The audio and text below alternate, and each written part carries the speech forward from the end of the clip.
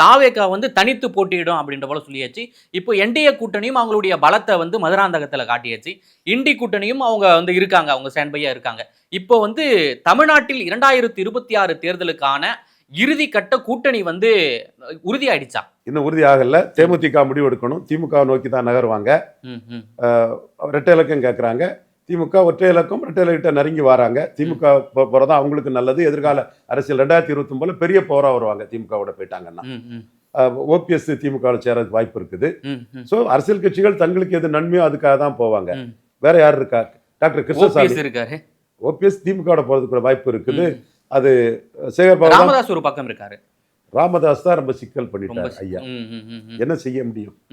ஐயா மேல நமக்கு கொள்கை ரீதியா மனித நீதிக்கு மனித நீதினு ஒரு அரசியல் நகர்வை செய்தாலும் தனிப்பட்ட முறையில் அவர் மேல பாசம் தான்.